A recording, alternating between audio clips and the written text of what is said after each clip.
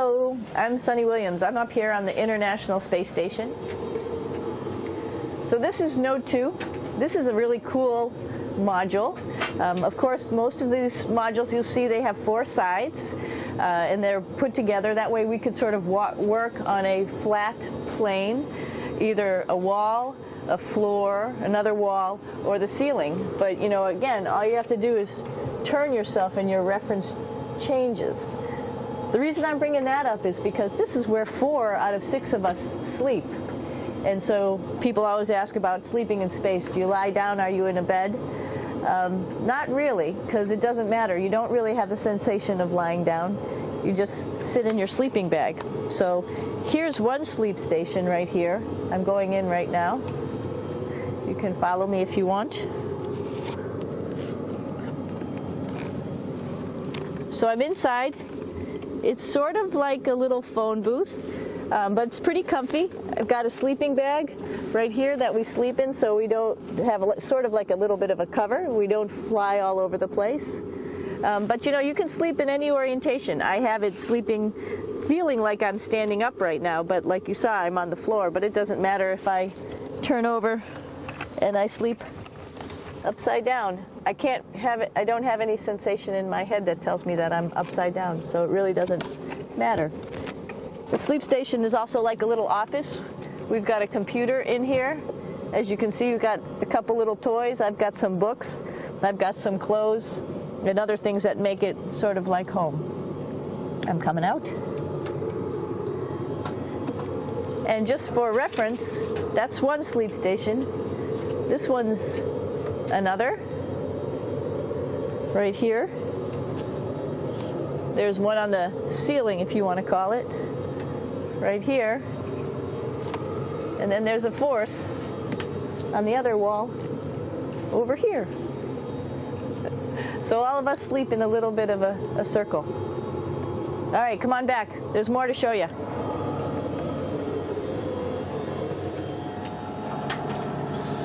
I know that there's some questions about how to use the bathroom and how do you actually live in space like normal, like at home. I mentioned real quickly about getting up in the morning and brushing your teeth and washing your face. Well, how do you do that? Well, here is the bathroom, essentially. You get up in the morning and we have a little kit, and it has all the essential things that you need, like your toothbrush and toothpaste and brush. See how much better the brush makes my hair look? I'm just joking. It still stands up straight. It doesn't matter where you are. It's always going to stand up straight while you're up in space. A lot of people ask about toothbrush and toothpaste. So, luckily enough, toothpaste, you can do it upside right this way, is sticky, and so it sticks to your toothbrush. No problem. Another cool thing is that water sticks to your toothbrush too. If you can see it, I'll have some water come out. The water is pretty neat up in space. It'll stick to your toothbrush and it will make a big bubble, and that's just by surface tension. And then you can drink it. So a lot of people ask about what do you do with the toothpaste after you brush your teeth.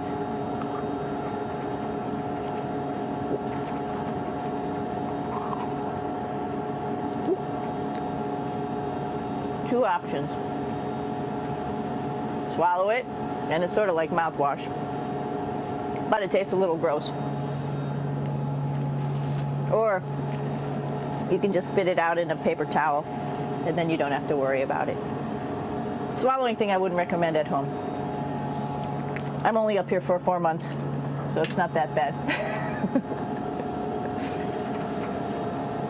One of the most pressing questions about living in space, of course, is the bathroom. So let's take a look at that little piece of work. Come on in.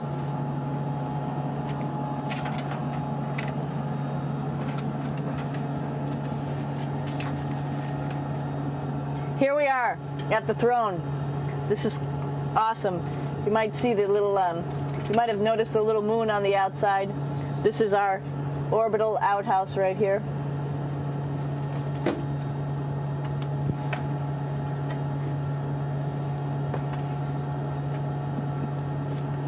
And of course, it serves for two functions. Number 2, right here. I'll show you. But you see it's pretty small, so you have to have pretty good aim, and you be ready to make sure things get let go the right direction. And it smells a little bit, so I'm closing it up. And that's, of course, for number 2. And this guy right here is for number 1. So they're sort of two slightly separate functions, but you can do a little, essentially both, by hanging on right here and doing number 1 and number 2. I might add it's color coded, so you really don't get it mixed up, which is nice. This is yellows for number 1. And also there's a selection of paper. People always ask about toilet paper. What do you do with toilet paper? What kind of toilet paper do you have? We have gloves just because sometimes it does get messy. We have some Russian wipes, which are a little bit coarse if you like the coarse type of toilet paper. We have some nice tissues, which are nice and soft if you like soft toilet paper. We have Huggies, just for any cleanup. You know, we were all babies once, and this sort of helps. And then if things get really out of control, we have disinfectant wipes, just to make sure we clean up here. Because, you know, just like the water I showed you, the number 1 stuff can sort of go all over the place if you don't aim correctly. And did I mention both of these have a little bit of suction, so they should keep things going in the right direction. But like I said, sometimes things get a little out of control if you are out of control yourself flying around. So we have lots of protective stuff. And of course, you do have your privacy. There's a little door, so other people know that you're in there. Here's a pretty cool place. This is sort of like in your house where everybody meets in the morning. After you wash your face, brush your teeth, you want to find something for breakfast. And this is our kitchen. You might notice there's all sorts of foods here. It's like opening the refrigerator. You got all your different stuff that you want to have: drinks, meats, eggs, vegetables, cereals, bread, snacks. And that's a good place. That's where you find all the candy. Side dishes, and then some little power bars just in case. So we have all this type of food. Some of it is dehydrated, and so we have to hydrate it, fill it up with water. Some of it is all ready-made, and then all we have to do is heat it up. So something like this, I'm pulling out barbecued beef brisket. Pretty yummy. Not only is this food made in the U.S., but we also have food here from Japan. We've got Russian food. As you can see, all these red containers are filled with food that's from Russia. And then we get some of our specialty stuff, some things that we like, some of our favorite stuff that your family can send up. In fact, I like fluffernutters, and so I got sent up some fluff so I could make my fluffernutter with peanut butter. So you have a lot of food up here, no problems. Now, I'm going to say where we are. So right now, we're in the Japanese laboratory. It's one laboratory out of many here on the International Space Station. It's actually on the left-hand side. If I was International Space Station and I was flying through space like this, my left hand would be where the Japanese laboratory is.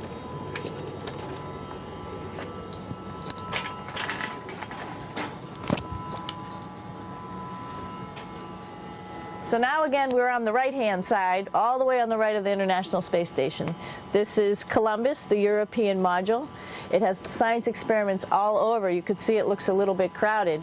And here we do a lot of our medical experiments.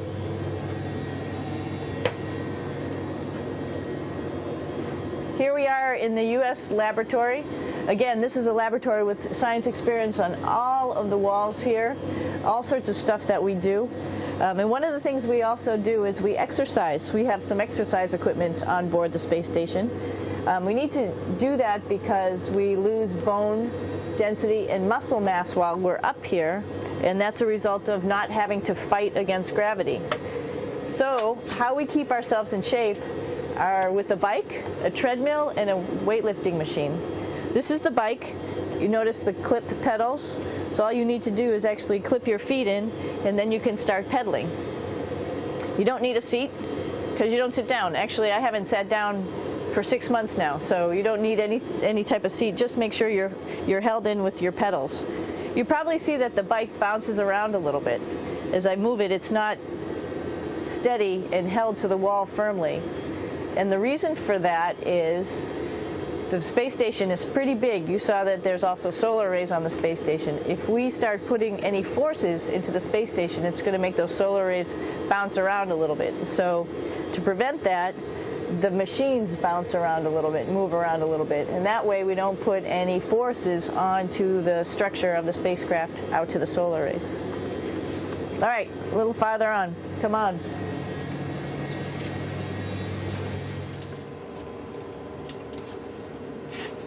I'm here with my two buddies in the airlock.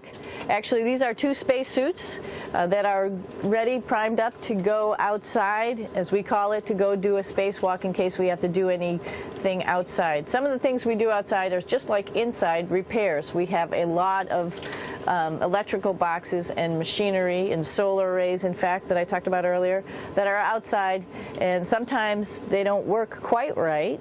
Remember, space is really cold and really hot, and it's also the vacuum of space with no pressure, and so some of the equipment doesn't work well all the time. So we might have to go out and do a spacewalk.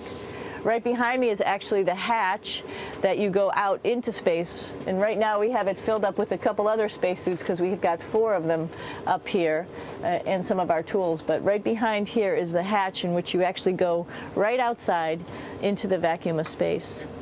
The spacesuit is pretty big, as you can see. It's like being a football player.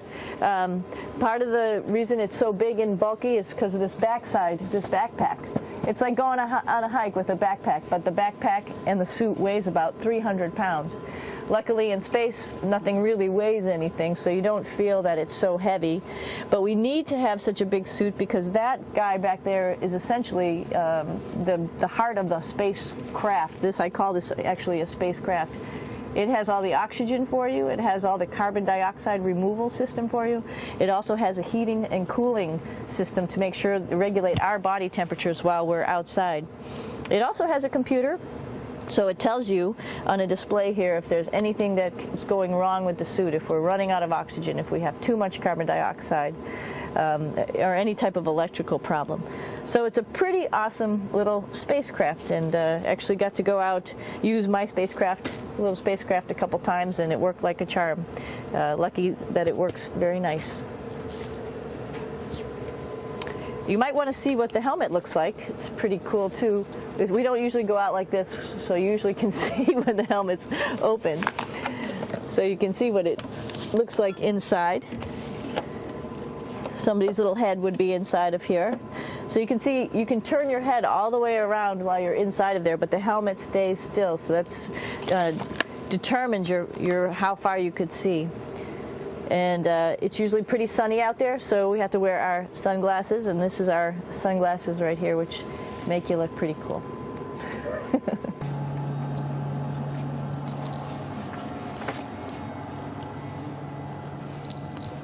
It's like a glass-bottom boat. This is the cupola. It sticks down below the space station. It's one of those places you find yourself hanging out in all the time because all you want to do is look back at our planet. I think some questions I had were about what do you do in your free time? And you can't help but want to just come to the cupola and look outside as much as you can. And a lot of folks, I play this game with myself about where we're flying over the Earth. I try to come in here and just guess. After being here for a little while, you can sort of figure it out. You can tell different cloud types over different continents. You can tell different soil types over different continents. So let's see. And then, of course, there's a lot of ocean.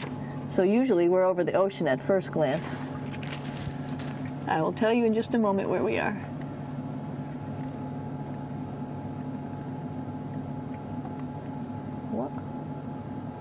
There we go.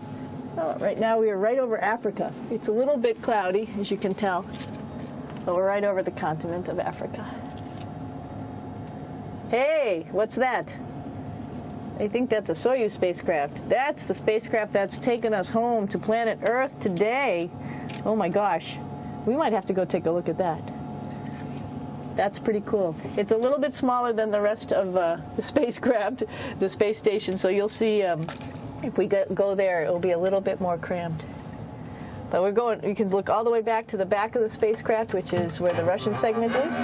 And then you could look all the way forward to the front of the spacecraft, where the Japanese laboratory, the European laboratory, and the American laboratory are.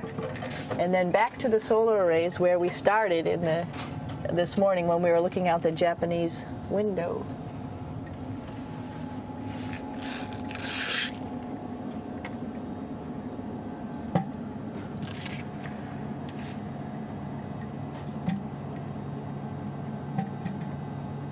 So other questions that were here are, what would you recommend as a job, if so, and to what type of person would want to be an astronaut? I think people who would like to explore, of course people who like math and science, that's what this is all about. We have people in the office who are doctors, teachers, veterinarians, engineers, pilots, so all sorts of people become astronauts, and I think if you see it's just sort of cool, so I think people who like to do a little adventure and like to do cool stuff probably usually become astronauts. Hey, one thing I didn't show you, or I talked about but I didn't show you, was the exercise, another piece of exercise device, which is the advanced resistive exercise, and that's what this is right here. This is ARED, and you could probably see this bar. Let me just do a little bit of maneuvering here. Stand by. You have to set it up just like at any other gym.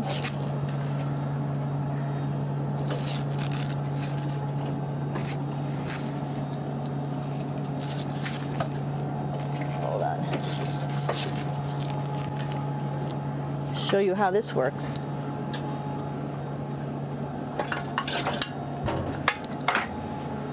So you can see you can change your attitude just by going from one module to the next, going up from the cupola down here. This is what we call the ARED. And with this, you can lift weights based on vacuum in these cylinders, just like you do at home at a gym. For example, if I wanted to do a squat, I could do it like this. Oops. I should need some weight on this thing. I'm not lifting with anything, so it's too easy. One of the cool things you could do things that you can't do at home. For example, single leg squats with just one leg, because the other leg, you won't fall over. So all sorts of stuff. You can also do bench press. We have a bench that we could add on here, so you can work on your beach muscles.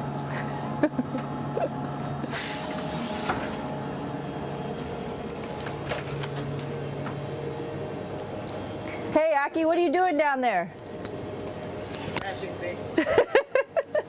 This is one of the cool things about space, too.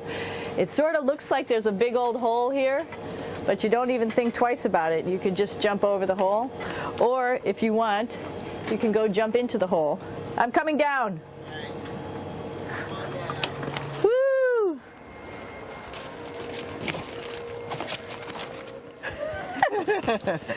Then you can come right back up again, like Superman. Woo!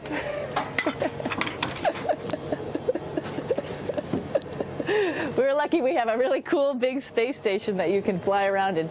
That's actually called the PMM. You might have saw it out the window. It's a big silver canister.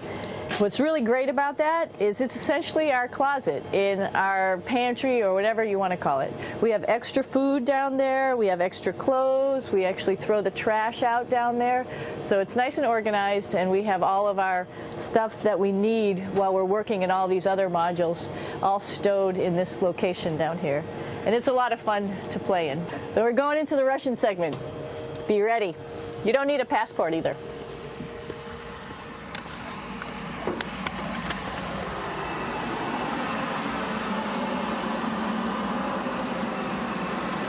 It goes a lot farther back than this. We'll go take a trip and say hello to the boys down there in just a minute. Well, let's do that first, actually, and then we'll go down to the Soyuz at the very end. This is Yevgeny. Hi. Doing a little tour.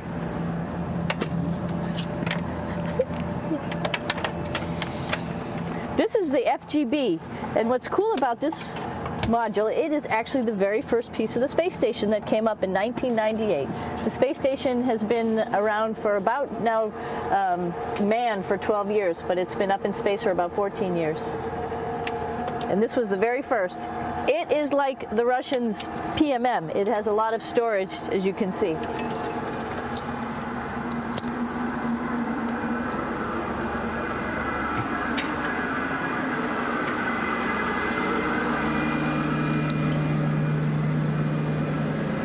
Можно? Снимаем. Чуть-чуть. So here we are in the heart of the space station, really. This is the service module. This is the central post. In case we had any problems, I know a couple of the questions were about what type of things do you have to worry about. And some of the things we have to worry about in space are fire. If we had a fire, if we had a depressurization, like we were hit by a micrometeorite and it made a hole, or if we had some type of toxic atmosphere. We use ammonia for our radiator, so there is a possibility that ammonia could come into the vehicle, and then it would be bad for all of us. If we have any of those problems, we come right here, which we call the central post. It is the main heart of the space station. It was also the first computers that came up here that ran the space station. And so behind this wall right here are these main computers. So we gather here as a group of 3 or 6 and then figure out how we're going to either fight the fire, patch the hole, or solve the toxic spill. And what's cool about this module, of course, it's the central post. It also has great windows right down toward Earth. It has controls to fly in visiting spacecraft if they need some assistance right here. It has Russian computers as well as American computers to help us control anything we need to on the space station. It's a couple of our crewmates back there, Oleg Novinsky on the right and Yuri Malenchenko on the left. And there's also a second bathroom here, which is really cool because 6 of us going to one bathroom is really tough. And so there's one bathroom here and one bathroom on the other side where I showed you. And you can probably see on the wall behind Oleg and Yuri some of the heroes of the space program. Sergei Korolev, who was a chief designer of putting men into space, and of course on the right-hand side, Yuri Gagarin, the first man to go into space. So just reminds us of our roots. Yuri, what are you doing? Что делать? Making coffee. Oh. Black coffee. Yeah. Looks good. Okay. Спасибо. We're going to check out our Soyuz real quick. Make sure it's ready to go. All right, back to the Soyuz.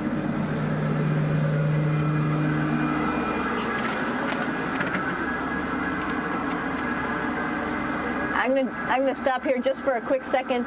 You can see on the Russian spacecraft there's also other modules that stick out, down, and above. Right here is, let's see, I'm trying to be oriented. That's a place where we do spacewalks from for the Russian side. There's Russian spacesuits in here, and also a visiting vehicle which brought fruits and vegetables and becomes a trash container when we undock.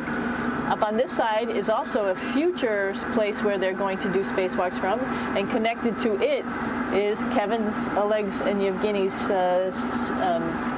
Soyuz spacecraft. And now let's go see ours. Whoa! Извините. No problem. Это пробка.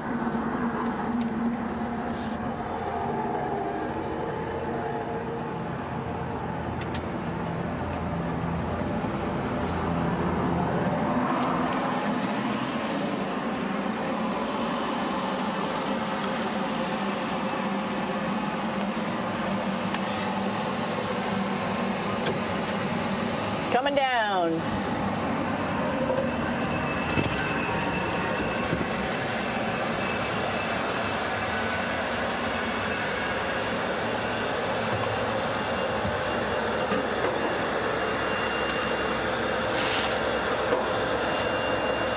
It's a little tricky getting in here.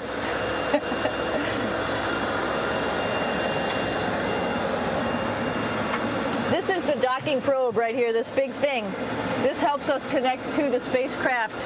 This probe actually sticks into this cone, and that's how the spacecraft, our Soyuz, becomes connected to the ISS initially. That is then replaced by clamps, which are around here, that will allow the two spacecraft to be stuck together. And then you can remove the probe and the cone.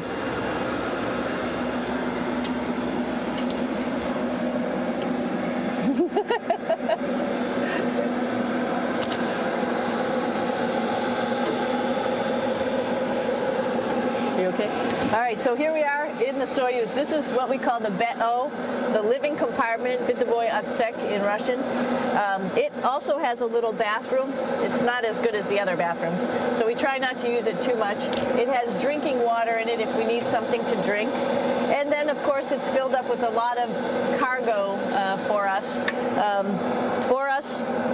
Bringing up and also bringing back down. It has a second purpose when it comes back to Earth. It serves as a garbage container.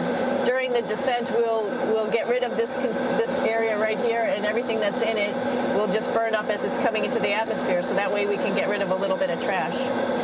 But the main area where we were on launch and where we are going to be on descent is down here, because we're not part of the trash. So we're in a safe place. So we're in the descent module, SA. It's a little small, but you can get in.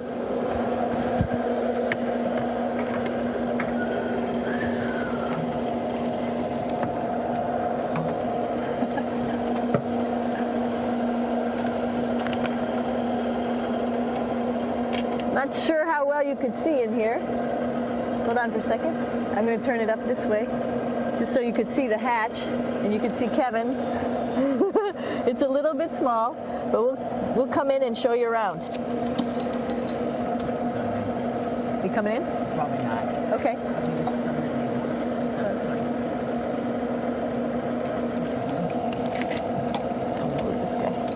Got to move a couple things. We were just starting to get ready. We're preparing a couple days ago for our ride home.